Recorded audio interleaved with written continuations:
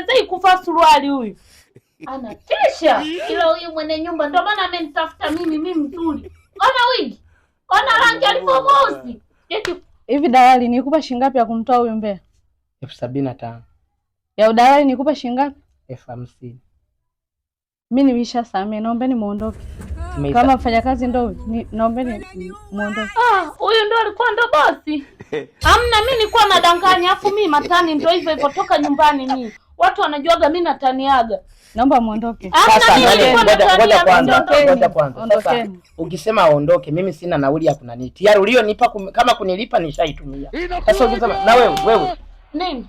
Yaani wewe unafika tu kazi hujafanya, unaanza maneno mengi, sijui na nini. Huyu ndio bosi wako. Mimi nishasamea vyote mimi baki nayo bwana. Naomba uondoke naye. Naomba uondoke. Mimi nimefika. Goodbye.